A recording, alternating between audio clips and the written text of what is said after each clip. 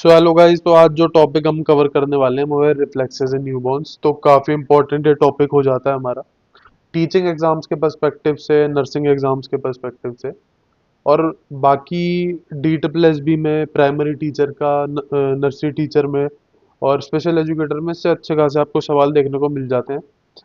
ठीक है, तो हमारी कोशिश रहेगी जितने भी टाइप्स ऑफ रिफ्लेक्सेस हैं उसको आज इस एक वीडियो में हम कवर करेंगे और उसके बाद हम कुछ सवाल लगाएंगे। ठीक है, तो हमारा मेन पर्पस यही रहेगा कि आपका एग्जाम में सवाल लग जाना चाहिए। और थ्योरी को भी आप इस तरीके से पढ़िएगा कि कौन सा टाइप होता है ना, उसमें कुछ कीवर्ड्स आप अपने माइंड में उस तरीके से बिठा लेना कि ये वाला टाइप है, उसमें ये कुछ एक कीवर्ड है, इस तरीके से मैं याद रख लूंगा। एग्जाम में आपका सवाल नहीं गलत होना चाहिए, क्योंकि इसी टाइप के जो ये टॉपिक होते हैं ना, ये आपके अंडरस्टैंडिंग को चेक करते हैं कि बच्चे ने कितने डिटेल में चीज़ें पढ़ी हैं। ठीक है, जो मेन मेन थ्योरीज होती हैं और वो सब होते हैं, वो सब पढ़ के आते हैं। जो आपको चीज कट ऑफ आपकी क्लियर करवाते हैं वो आपके यही इसी टाइप के टॉपिक्स आपको कट ऑफ के पार लगवाएंगे। तो इसलिए इन टॉपिक को आपको ढंग से करके जाना है। ठीक है, तो स्टार्ट करते हैं। पहले हम समझेंगे रिफ्लेक्सेस। हमारे रिफ्लेक्स होता क्या है, ये जो टर्म है रिफ्लेक्स, बेसिकली आपको आसान भाषा में समझिए कि रिफ्लेक्स हमारे इनवॉलेंट्री रिएक्शन होता है हमारा। ठीक है, ये स्पॉन्टेनियस हमारी जो प्रतिक्रिया निकलती है बिना कुछ सोचे समझे किसी एक्शन के रिस्पॉन्स में। ठीक है, फॉर एग्जाम्पल आप ऐसे समझ लीजिए, जैसे आपका हाथ किसी गलती से गर्म बर्तन पे लग गया, तो जिससे पहले आपका माइंड कुछ सोच समझ पाए उससे पहले आपका हाथ हट जाएगा। ठीक है, तो ये होता कैसे, हमारा सेंट्रल नर्वस सिस्टम ये सब करवाता है और ये हमारे रिफ्लेक्सेस कहलाते हैं। ठीक है, आपने सुना होगा कि बोलते हैं आप इसके रिफ्लेक्स बड़े स्ट्रांग है। तो बेसिकली वो हमारे रिफ्लेक्सेस हमारे रिएक्शंस के लिए इनवॉलेंट्री रिएक्शन है, हमारे स्पॉन्टेनियस रिएक्शन है, जो कि बिना कुछ सोचे समझे हमारी किसी एक्शन के रिस्पॉन्स में हमारी प्रतिक्रिया निकल रही है। ठीक है, और ये क्यों इतना इंपॉर्टेंट हो जाता है आपका ये, क्योंकि हेल्थ केयर जो प्रोफेशनल होते हैं या फिर एज अ टीचर भी आप देखें कि हम इनको ऑब्जर्व करके कि बच्चे के रिफ्लेक्सेस सही समय पे डेवलप कर रहे हैं, हम ये पता लगा सकते हैं कि बच्चे का नर्वस सिस्टम, उसका ब्रेन, ठीक है, वो सही तरीके से काम कर रहा है नहीं। ठीक है, अगर कुछ उनके किसी बच्चे के रिफ्लेक्स सही से डेवलप नहीं हो पा रहे हैं, ठीक है, समय पे नहीं डेवलप हुए हैं, तो वो एक सिग्नल हो सकता है कि शायद बच्चे को कुछ न्यूरोलॉजिकल दिक्कत तो नहीं है, कुछ नर्वस सिस्टम में कुछ दिक्कत तो नहीं है, कुछ ब्रेन से रिलेटेड, या फिर इन फ्यूचर बच्चे को कुछ परेशानियां या डिसऑर्डर, ठीक है, तो नहीं आ सकती। तो इसलिए हमें as a health care professional और एज अ टीचर ये समझना हमारे लिए बहुत ज़रूरी हो जाता है, ताकि हम इन चीज़ों को अर्ली स्टेज पे डिटेक्ट कर पाए और उसी तरीके से हम स्टेप्स ले पाए बच्चे के लिए। ठीक है ना। और कुछ और जितने भी रिफ्लेक्सेस हैं सब एक साथ बचपन के साथ, मतलब जन्म के साथ नहीं डेवलप हो जाते, कुछ कुछ समय बाद डेवलप होते हैं, कुछ जन्म के साथ डेवलप होते हैं, और कुछ जन्म प्री नेटल भी होते हैं, कुछ जन्म से पहले भी बच्चे के अंदर कुछ रिफ्लेक्सेस होते हैं, और कुछ रिफ्लेक्सेस कुछ समय बाद डिसअपियर हो जाते हैं, और कुछ रिफ्लेक्सेस लाइफ टाइम हमारे साथ रहते हैं। तो आगे वो हम पढ़ेंगे। ठीक है, तो स्टार्ट करते हैं। सो पहला हमारा रिफ्लेक्स जो आता है वो है आता है हमारा ओरल रिफ्लेक्सेस में हमारा सकिंग रिफ्लेक्स। सकिंग रिफ्लेक्स और रूटिंग रिफ्लेक्स हमारे दो इंपॉर्टेंट रिफ्लेक्स हो जाते हैं इनसे, क्योंकि काफ़ी सवाल आपको देखने को मिल जाते हैं एग्जाम्स में, तो इसके इन दोनों के बीच का डिफरेंस आपको पता होना चाहिए। पहले हम पढ़ते हैं कि सकिंग रिफ्लेक्स होता क्या है। बेसिकली ऐसे समझ लीजिएगा कि जब भी हम किसी नवजात शिशु के, न्यूबॉर्न बेबी के लिप्स के बीच में अपनी फिंगर को जैसे टच कराते हैं तो बच्चा उस फिंगर को सक करने लगता है, यही है हमारा सकिंग रिफ्लेक्स। ठीक है, जो भी चीज हम बच्चे के लिप्स पे टच होएगी वो उस चीज को सक करने लगेगा, और यही फाउंडेशन बनाता है बच्चे के ब्रेस्ट फीडिंग के प्रोसेस के लिए। ठीक है, तो इसलिए इतना ज्यादा इंपॉर्टेंट प्रोसेस ये रिफ्लेक्स हमारा हो जाता है, क्योंकि इस रिफ्लेक्स के साथ साथ बच्चे को ये भी फिगर आउट करना है कि सिर्फ सकिंग रिफ्लेक्स नहीं, उसके साथ आपका ब्रीदिंग प्रोसेस भी चलता है। ठीक है, ब्रेस्ट फीडिंग के प्रोसेस में आपका स्वेलोइंग का प्रोसेस भी चलता है साथ में। ठीक है, पर बच्चे का ब्रेन अभी इतना डेवलप नहीं हुआ है कि वो ये चीज समझ सके कि उसको साथ में इतनी सारी चीजें कोऑर्डिनेशन में करनी है। बट ये सकिंग रिफ्लेक्स इसकी फाउंडेशन बनाता है कि बच्चे को वो ब्रेस्ट फीडिंग के लिए तैयार करता है। ठीक है, और इसीलिए आपने देखा होगा कि छोटे बच्चे जो होते हैं अपने अंगूठे को चूसते रहते हैं, बहुत छोटे बच्चे में आपने देखा होगा। ठीक है, हैंड टू माउथ उनका एक रिफ्लेक्स बन जाता है, बच्चे अपने अंगूठे को सक करते रहते हैं। और ये भी देखा गया है कुछ प्री नेटल अल्ट्रासाउंड की इमेजेस में देखा गया कि फीटस भी अपना अंगूठा चूसता पाया गया। तो हम ये इससे कह सकते हैं कि ये एक हमारा जन्म से पहले ये रिफ्लेक्स बच्चों में देखा जा सकता है। ये हम कह सकते हैं कि ये रिफ्लेक्स जन्म से पहले होता है बच्चों में, ठीक है।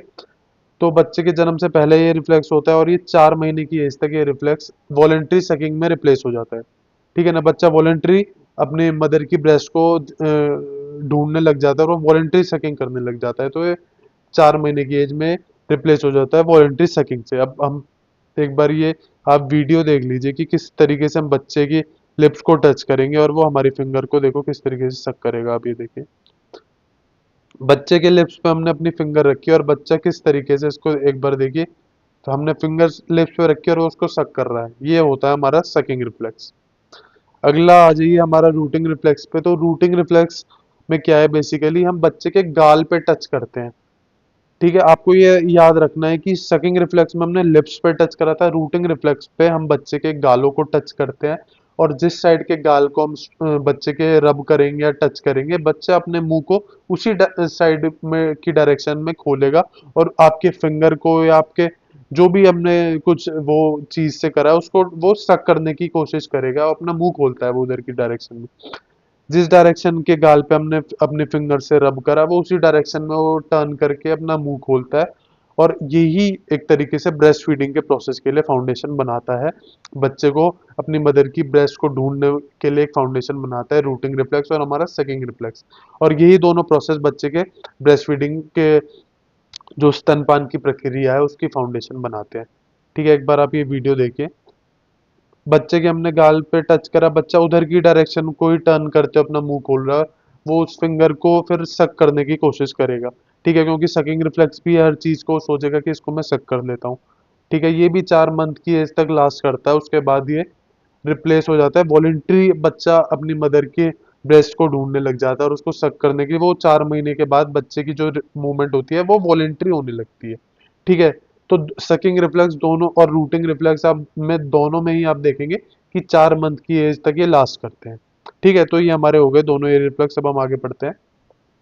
सो अगला हमारा रिफ्लेक्स है मोरो रिफ्लेक्स। तो बेसिकली मोरो रिफ्लेक्स में होता क्या है, जब एक हेल्थ केयर प्रोफेशनल एक बच्चे को सेमी सिटिंग पोजीशन में होल्ड करता है, उसके बाद सडनली ड्रॉप करता है बच्चे को 30 डिग्री के एंगल तक, मतलब 45 डिग्री से 30 डिग्री के एंगल तक, सेमी सिटिंग पोजीशन 45 डिग्री से वो सडनली छोड़ता है बच्चे को 30 डिग्री पे।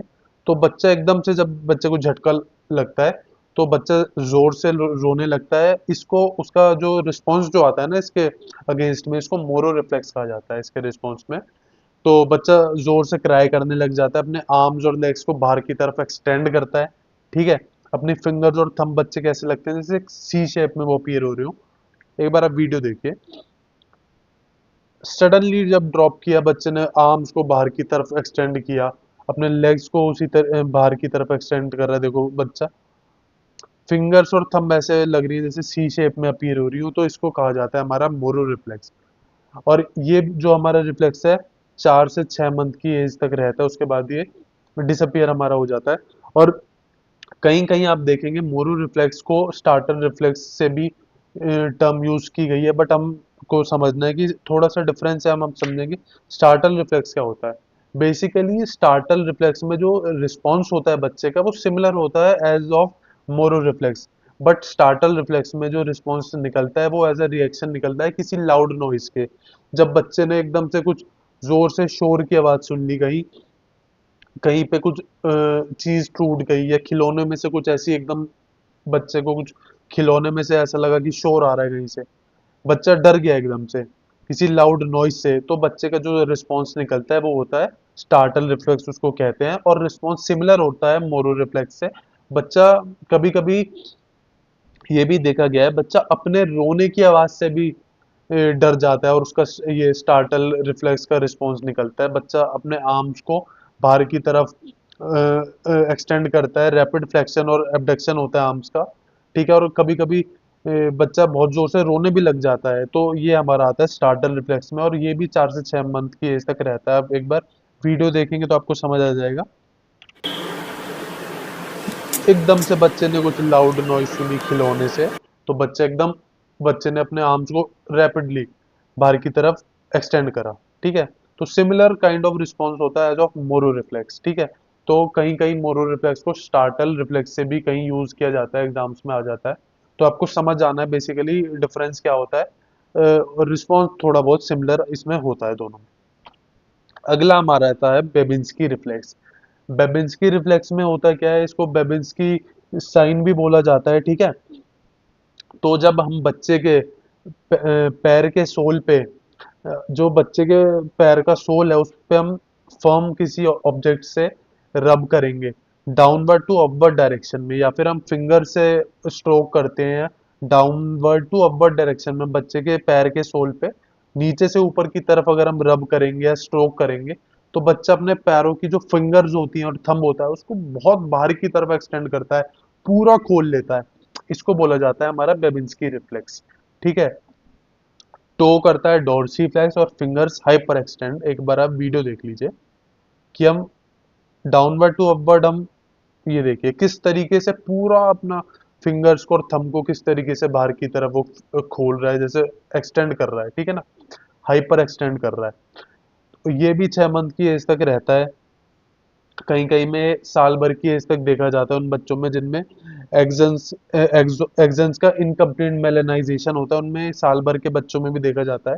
और बाद में यही बेबिन्स की रिफ्लेक्स हमारा रिप्लेस हो जाता है किससे, प्लांटर रिफ्लेक्स से, ठीक है। तो प्लांटर रिफ्लेक्स समझिए होता क्या है, सेम एक्शन पे मतलब सेम चीज करते हैं, जब हम बच्चे के डाउनवर्ड टू अपवर्ड सोल पे हम रब कर रहे हैं, उस पे टच कर बच्चे को स्ट्रोक कर रहे हैं, तो बच्चे का जो रिएक्शन होता है, इस पे रिस्पॉन्स होता है, वो अब बदल जाता है। बच्चे की जो फिंगर्स होती है वो डाउनवर्ड कर्ल कर लेती है, मतलब अंदर की तरफ कर्ल करेंगी फिंगर्स और थंब, अभी हम दिखाएंगे। तो इसीलिए इसको नेगेटिव बेबिंस्की बोला जाता है, नेगेटिव बेबिंस्की साइन भी बोला जाता है, और इसको फ्लेक्सर प्लांटर रिफ्लेक्स या फ्लेक्सर प्लांटर रिस्पॉन्स भी बोला जाता है। अब वीडियो देखिए, जब बच्चे के सोल के ऊपर गया, बच्चे बिल्कुल फिंगर्स को ऐसे कर रहा है जैसे जो अपनी पैरों की फिंगर से वो आपकी उंगली को जैसे ग्रैब करने वाला हो, ग्रास्प करने वाला हो, डाउनवर्ड कर्ल जो है ये, इसको हमारा बोला जाता है प्लांटर रिफ्लेक्स, जो ये फिंगर्स का डाउनवर्ड कर्ल है। ये देखिए जैसे वो बिल्कुल आपके उंगली को पकड़ना चाह रहा हो अपनी पैरों के फिंगर से, ठीक है। ये सारे रिफ्लेक्स बताते हैं कि अगर ये रिफ्लेक्स सही तरीके से काम कर रहे हैं तो बच्चे का सेंट्रल नर्वस सिस्टम, ठीक है, हर सही तरीके से काम कर रहा है, हम इन रिफ्लेक्सेस के थ्रू ये पता लगा सकते हैं। तो प्लांटर रिफ्लेक्स में हमारा डाउनवर्ड कर्ल हो गया, बेबिंस्की रिफ्लेक्स में हमारे फिंगर्स को बाहर की तरफ एक्सटेंड करना हो गया, ठीक है। तो याद रखना, प्लांटर रिफ्लेक्स में हमारा टो और फिंगर डाउनवर्ड कर्ल इस तरीके से जैसे वो आपको पैरों की उंगलियों से आपके फिंगर को ग्रैस्प करने वाला हो, इस तरीके से अंदर की तरफ कर्ल कर लेता है प्लांटर रिफ्लेक्स में। अगला आ जाता है टॉनिक नेक रिफ्लेक्स, ठीक है। तो आपको पहले टॉनिक नेक रिफ्लेक्स के साथ एक कीवर्ड बिल्कुल अच्छे से याद रख लेना है, क्योंकि एग्जाम में काफी ज्यादा पूछा जाता है। फेंसिंग पोजीशन या फिर फेंसिंग पोजीशन या फेंसिंग पोस्चर से रिलेटेड जो हमारा रिफ्लेक्स है वो है हमारा टॉनिक नेक रिफ्लेक्स। बेसिकली इसमें होता क्या है, बच्चे को जब हमने एक फ्लैट सरफेस पे लिटाया है और जिस डायरेक्शन में बच्चा अपने फेस की डायरेक्शन करता है, जिस साइड में बच्चा अपना बच्चे का हेड होता है, उसका मुंह होता है, उस डायरेक्शन में बच्चा अपने आर्म्स की और लेग्स की किस तरीके से मूवमेंट करता है उसको बोला जाता है टॉनिक नेक रिफ्लेक्स। बेसिकली जिस साइड में बच्चे का मुंह है उस साइड बच्चा अपना, उस साइड वाले हाथ को बच्चा अपना एक्सटेंड करेगा पूरा, दूसरे ऑपोजिट आर्म को बच्चा बेंड और फ्लेक्स करता है और अपनी मुट्ठी को हल्का सा भीजते हुए, ठीक है। आप वीडियो देखेंगे आपको समझ आएगा। ये देखिए अभी बच्चे का मुंह इधर की तरफ है तो उस साइड के आर्म्स को खोल रहा है जैसे फेंसिंग कर रहा हो, दूसरे आर्म को फ्लेक्स, अब देखो उधर मुंह हो गया, आर्म खोला सीधा उस साइड वाला, और दूसरा हाथ देखो आप, बच्चे का ये वाला जो हाथ है वो किस तरीके से उसने बेंड करा हुआ है, ये वाला हाथ सीधा खोला हुआ है, ये इस तरीके से थोड़ा हमें दिखता है जैसे वो फेंसिंग की पोजीशन ले रहा हो, ठीक है ना। जिस साइड बच्चे का फेस है उस साइड वाला हाथ उसने एक्सटेंड करा हुआ है, ऑपोजिट आर्म उसने बेंड करा हुआ है, ठीक है। ऑपोजिट आर्म बेंड करके फ्लेक्स करा हुआ है, अपने फिस्ट को थोड़ा क्लेंच करा हुआ है, मुट्ठी बीच रखी है आप देखिए, और दूसरे वाले आर्म को एक्सटेंड करके खोला हुआ है, ऐसा लगता है। लेग्स की पोजीशन भी वो इसी तरीके से करता है जैसे बच्चा फेंसिंग कर रहा हो। तो बेसिकली याद रखना, जिस साइड फेस है उस साइड का arm extend, opposite arm bend, ठीक है ना। तो ये जो स्टांस है वो ऐसे लगता है जैसे बच्चा कोई फेंसिंग कर रहा हो, और ये टिपिकली डिसअपियर हो जाता है 5 से 6 महीने 7 महीने की एज तक, ये गायब होने लगता है हमारा। सो अगला हमारा रिफ्लेक्स है parachute reflex. Basically parachute reflex में क्या होता है, जब एक बच्चे को हम हॉरिजॉन्टल सरफेस के पैरेलली होल्ड करते हैं इस तरीके से थोड़ी हाइट पे, और ये सब एक हेल्थ केयर प्रोफेशनल की गाइडेंस में ही होता है, ठीक है, बच्चे की सेफ्टी को सब ध्यान में रखते हुए। तो हल्का सा उसको इस तरीके से ड्रॉप कराया जाता है जैसे बच्चे को एकदम गिरने वाला हो। जब बच्चे को लगता है कि वो गिरने वाला है तो बच्चा अपने एक्सट्रीमिटीज को, अपने आर्म्स को, लेग्स को इस तरीके से एक्सटेंड करता है बाहर की तरफ, जैसे वो एक सपोर्ट मांग रहा हो, जिससे कि उसका बैलेंस सही से, कोऑर्डिनेशन के लिए, ठीक है, जिससे कि उसके फेस पे ना कुछ लग जाए, इस तरीके से वो उसका रिस्पॉन्स आता है अपने आर्म्स को आगे की तरफ फेंकना, लेग्स को एक्सटेंड करना, ठीक है, चोट लगने से बचाने के लिए बेसिकली। और ये 6 से 9 मंथ की एज में अपीयर होना शुरू होता है, और ये कभी डिसअपियर नहीं होता, ये लाइफ टाइम रहता है हमारा रिफ्लेक्स। ठीक है, तो एक बार ये अब वीडियो देखिए। पहले हमने बच्चे को एक पैरेलल पोजीशन में होल्ड करा के, जैसे नीचे की तरफ बच्चे को लग रहा है वो गिरने वाला है, तो उस बच्चे ने अपने आर्म्स आगे कर लिए, ठीक है ना। देखिए बच्चे को ऐसा लग रहा है जैसे ड्रॉप करने वाले हैं, उसने बच्चे ने अपने आर्म्स आगे की तरफ हाथ कर लिए, जिससे कि उसके फेस को ज्यादा चोट न लगे। इसको हमारा पैराशूट रिफ्लेक्स देखो, बच्चा हाथ आगे कर रहा है, बार बार अपने आर्म्स को आगे रख रहा है, वो पैराशूट रिफ्लेक्स में आता है, ठीक है। अपनी एक्सट्रीमिटीज को एक्सटेंड करना, ये हमारा पैराशूट रिफ्लेक्स होता है, और ये लाइफ टाइम रहता है, ठीक है ना। सो नेक्स्ट हमारा आता है पेरेस रिफ्लेक्स। तो बेसिकली पेरेस रिफ्लेक्स या स्पाइनल पेरेस रिफ्लेक्स इसे बोला जाता है। इसमें क्या होता है, जब हम बच्चे की बैक पे, लोअर बैक से उसकी अपर बैक की तरफ अपने फिंगर से टच कर रब करते हैं, या फिर लोअर बैक से उसकी नेक तक हम स्पाइन के अलोंग किसी फर्म ऑब्जेक्ट से स्ट्रोक करते हुए जाते हैं, फिंगर से टच करते हुए जाते हैं, तो बच्चे का जो रिस्पॉन्स आता है उसको पेरेस रिफ्लेक्स बोला जाता है।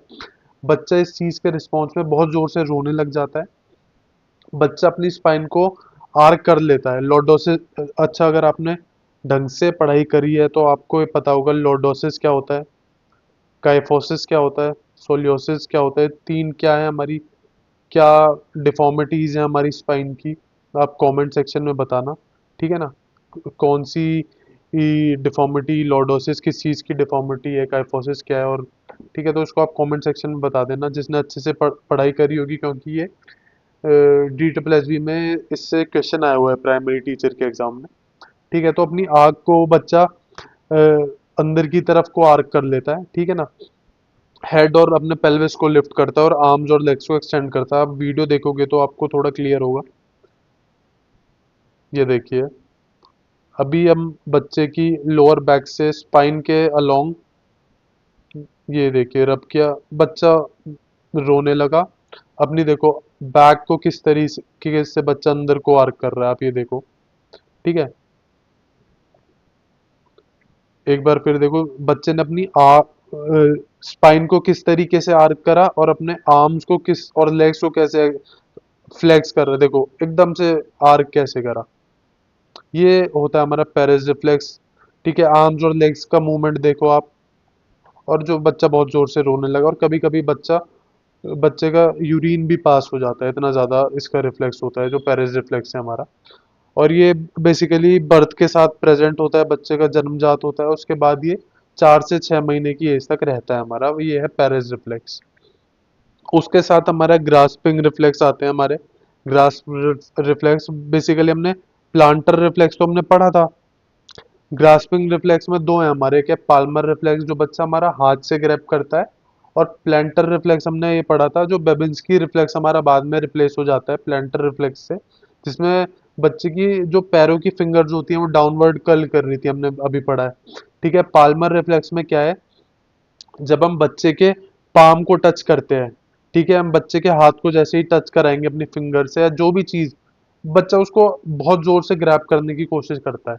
आपने देखा होगा बच्चा हर चीज को जोर से, आप उसकी फिंगर्स, अपनी फिंगर को बच्चे के हाथ में टच कराएंगे और बच्चे की हथेली पे, तो बहुत टाइटली होल्ड कर लेता है जैसे ग्रैब कर रहा हो, और जब हम उसको छुड़ाने की कोशिश करोगे तो बच्चा और अपनी ग्रिप को टाइट कर लेता है। ये होता है हमारा ग्रास्पिंग रिफ्लेक्स में हमारा पाल्मर रिफ्लेक्स, तो ये आपको पता होना चाहिए। पाल्मर रिफ्लेक्स क्या है हमारा, पाल्मर ग्रास्प, और प्लांटर ग्रास्प क्या है, इन दोनों में क्या डिफरेंस है, कौन सा हैंड से रिलेटेड है, कौन सा बच्चे के पैरों से रिलेटेड है। ठीक है, तो आप एक बार ये वीडियो देखिए। बच्चे को हम, ये देखिए बच्चे के हमने पाम में अपनी वो फिंगर टच कराई तो बच्चे ने बहुत जोर से उसको ग्रैब कर लिया। ठीक है, ये होता है बच्चे का ग्रास्पिंग रिफ्लेक्स, पाल्मर रिफ्लेक्स। ठीक है ना। अगला हमारा है डॉल्स आई रिफ्लेक्स, इसको ओक्यूलोसेफेलिक रिफ्लेक्स भी बोलते हैं। बेसिकली काफी छोटे बच्चों में ही पाया जाता है और ये 2-3 महीने की एज तक ये डिसअपियर हो जाता है। बेसिक आपने देखा होगा कि जैसे बच्चों के डॉल्स होती हैं उनकी आंखों की मूवमेंट बिल्कुल स्टेबल होती है, तो वैसे ही बहुत छोटा जो बच्चा होता है उसके जब हम हेड को लेफ्ट राइट मूव कराते हैं तो उसकी मूवमेंट उसके हेड के मूवमेंट से ठीक है अलाइन नहीं करती, वो एक जगह फिक्सेटेड रहती है। इसको डॉल्स आई रिफ्लेक्स कहा जाता है, जिसमें बच्चे की अभी हमने बच्चे को सीधा मुंह करा हुआ है तो बच्चे सामने की तरफ देख रहा है। आप वीडियो देखेंगे तो आपको समझ आएगा। जब हम बच्चे को लेफ्ट राइट मूव कराते हैं तो फिर भी बच्चे की आंखें सामने की डायरेक्शन में ही फिक्सेटेड रहती हैं, देखो।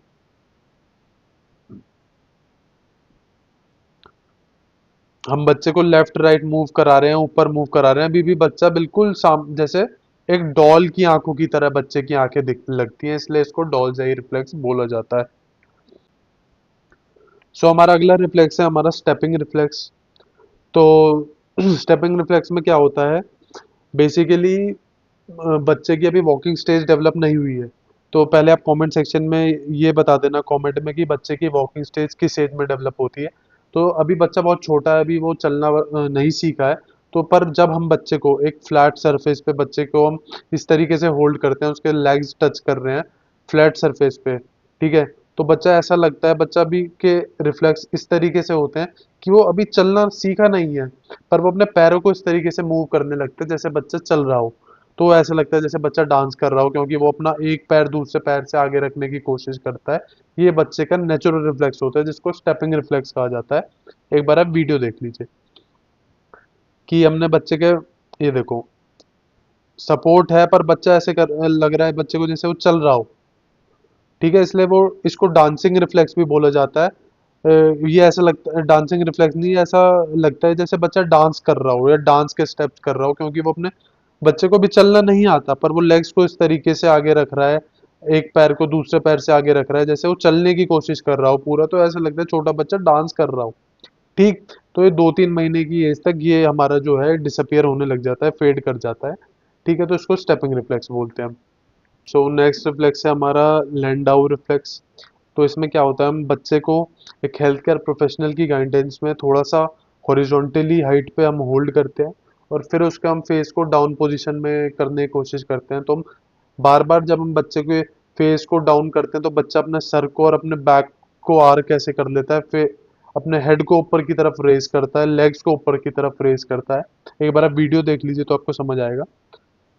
हमने बच्चे को थोड़ी हाइट पे होल्ड करा और अब हम उसके सर को डाउनवर्ड पोजीशन में करेंगे तो देखो बच्चा बार बार अपने सर को ऊपर की तरफ उठाएगा, ये देखो। और आप देखो बैक को भी किस तरीके से बच्चा ऊपर की तरफ पूरा आर्क कर लेता है, बार बार लेग्स को कॉन्स्टेंटली मूव करे जा रहा है। इसे बोला जाता है हमारा लैंडाउ रिफ्लेक्स। और अ, अ, ये जन्मजात नहीं होता है, कुछ समय बाद डेवलप होता है, 3-4 महीने की एज में जाके डेवलप होता है। तो छोटे नवजात शिशु पे कम उम्र के बच्चों पे इसको नहीं टेस्ट करना चाहिए और ये 1-2 साल में जाके हमारा डिसअपियर हो जाता है ये। ठीक, इसके बाद हमारे रिफ्लेक्सेस हैं, कुछ ऐसे रिफ्लेक्सेस हैं जो हमारे लाइफ टाइम हमारे साथ रहते हैं, तो हम उनको एक बार उन पे नजर मार लेते हैं। स्वेलोइंग रिफ्लेक्स, ब्लिंक रिफ्लेक्स, नीज reflex, Yon reflex, cough reflex और गैग रिफ्लेक्स। स्वेलोइंग रिफ्लेक्स क्या होता है, कोई भी चीज हमने अपने चीज हमने मुंह में डाली है तो हमें उसको स्वेलो करना होता है, तो उसके बाद जो हमारा डाइजेशन का प्रोसेस स्टार्ट होता है ये हमारा स्वेलोइंग रिफ्लेक्स से होता है। ब्लिंक रिफ्लेक्स, कोई भी ब्राइट लाइट हमने देखी तो हमारी आंखें अपने आप ब्लिंक कर जाती है। ठीक है, पलक झपकना जिसे कहते हैं, झपकना जो होता है हमारे आंखों का, वो ब्लिंक रिफ्लेक्स से होता है। नेजल पैसेज में कुछ स्टिमुलेशन हुई है या कुछ पार्टिकल चले गया तो हमारी जो छींक निकलती है वो स्नीज रिफ्लेक्स होता है। यॉन रिफ्लेक्स, जब हमें अधिक ऑक्सीजन की जरूरत है तो जो हम जम्बाई लेते हैं वो हमारा यॉन रिफ्लेक्स होता है। कफ रिफ्लेक्स, हमारा अपर एयरवे स्टिमुलेट हो जाता है किसी पार्टिकल से तो कफिंग जो हमारी हो जाती है वो कफ रिफ्लेक्स होता है। गैग रिफ्लेक्स जब हमारा पोस्टीरियर फेरिंजियल पार्ट में हम कुछ स्टिमुलेशन कर देते हैं, जैसे कि जो हलक होता है उसमें जो कोई स्टिमुलेशन होती है, तो जो हमारा उल्टी टाइप की जो फीलिंग आती है, जो हमारा स्टमक कंटेंट जो होता है ना पेट का, जो वापस बैक फ्लो करने लगता है। आपने देखा होगा हम अपने हलक में हल्का सा भी कुछ छूते हैं तो उल्टी जैसा जो फील होता है वो हमारा गैग रिफ्लेक्स होता है, और ये सब रिफ्लेक्स हमारे लाइफ टाइम हमारे साथ रहते हैं। ठीक। तो अब आ जाते हैं हम एमसीक्यूज पे। तो अब हम देखेंगे कितना हमने समझे हैं सारे रिफ्लेक्स और किस तरीके के क्वेश्चन हमारे एग्जाम्स में आते हैं। ठीक है, पहला सवाल है neonatal reflex elicited by touching the cheeks के साथ आप याद करो हमारा कौन सा था। बच्चे के गालों पे हम जब रब करते हैं तो हमारा होता है रूटिंग रिफ्लेक्स। ठीक, ये सवाल आए हुए हैं, तो ये हो जाता है हमारा रूटिंग रिफ्लेक्स से। अगला है, इसमें हमें कॉलम मैच करने हैं। तो स्टार्टल रिफ्लेक्स हमने देखा, स्टार्टल रिफ्लेक्स कौन सा था। बेसिकली देखो, स्टेपिंग रिफ्लेक्स को हम देखेंगे। स्टेपिंग रिफ्लेक्स तो हमारा है सेल्फ डिपेंडेंस से रिलेटेड। ठीक, रूटिंग रिफ्लेक्स हमारा ईटिंग फूड से है। ठीक है, स्विमिंग रिफ्लेक्स हमारा, और स्टार्टल रिफ्लेक्स हमारा हो जाएगा ये अवॉइडिंग डेंजर से। बच्चा डर जाता है ना, बच्चा एकदम किसी लाउड नॉइज से डर गया, अवॉइडिंग डेंजर से हो जाता है। और स्विमिंग रिफ्लेक्स हमारा डिफेंस से हो गया। तो इसका आंसर ये बनता है, देखो फर्स्ट, फोर्थ का बी है हमारा, स्टेपिंग रिफ्लेक्स का बी सेल्फ डिपेंडेंस है। ठीक, थर्ड का हमारा हो गया रूटिंग रिफ्लेक्स का ईटिंग फूड से। ठीक, सेकंड का हमारा हो गया स्विमिंग रिफ्लेक्स डिफेंस से, और स्टार्टर रिफ्लेक्स डेंजर से। ठीक है, अगर आपने ढंग से, आपको एक दो के भी ढंग से आपको पता है कि कौन सा रिफ्लेक्स किससे रिलेटेड है, रूटिंग हमारे और सकिंग रिफ्लेक्स ओरल रिफ्लेक्स में आता है, तो आप इसको जोड़ दोगे ईटिंग फूड से। ठीक है, स्टार्टल रिफ्लेक्स हमने लाउड नॉइज से सुना था, बच्चे एकदम डर जाता है, घबरा गया आवाज सुन के, तो इसको हम डेंजर से इसको जोड़ देंगे। ठीक है, स्टेपिंग रिफ्लेक्स बच्चा चलना सीख रहा है, ठीक है, तो वो सेल्फ डिपेंडेंस में आ जाएगा, और स्विमिंग रिफ्लेक्स हमारा डिफेंस से हो जाएगा। अगला आ जाता है विच, इसमें भी हमें मैच करना है। अच्छा, इसमें बताना है कि ये हमने मोरो रिफ्लेक्स के ये दे रखे हैं और टॉनिक नेक रिफ्लेक्स ये दे रखा है, तो बताना है कौन सा सही है। तो देखो, मोरो रिफ्लेक्स में extend arms, extend legs, arms and fingers, बिल्कुल ठीक है। टॉनिक नेक, ओपन माउथ, क्लोज आइज नेक, बिल्कुल गलत है भाई सेकंड वाला, क्योंकि टॉनिक नेक आप याद करो, फेंसिंग पोजीशन था टॉनिक नेक में, हमने अभी पढ़ा है। तो इसका आंसर मेरे ख्याल से हमारा हो जाएगा ओनली वन। ठीक, अगला है, इसमें भी मैच करा हुआ है, हमें शायद बताना है कि कौन सा वाला हमारे कौन कौन से सही है। तो Babinski, head turns mouth open, भाई बेबिंस्की तो हमारा, जब हम बच्चे के पैर के सोल पे हम फर्म ऑब्जेक्ट से स्ट्रोक करते हैं, तो उसमें हेड टर्न और माउथ ओपन का तो कुछ है ही नहीं। बेबिंस्की में तो फिंगर से एक्सटेंड हो रही है, तो पहला तो गलत हो गया। ठीक है, स्विमिंग में makes well coordinated swimming movements, ये तो बिल्कुल सही है, तो इसका ओनली टू हो जाएगा। ठीक, next, all the following reflexes are except की स्पेलिंग यहाँ गलत है।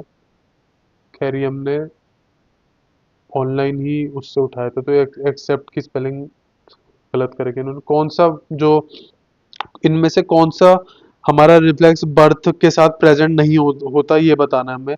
Moro reflex, sucking reflex, parachute reflex, और पाल्मर रिफ्लेक्स। तो इसका आंसर आपको कमेंट सेक्शन में बता देना। ठीक है, कमेंट कर देना, इसका जो सही आंसर होगा वो हम पिन कर देंगे, या फिर हम खुद इसके आंसर को कमेंट सेक्शन में डाल देंगे। ठीक है ना।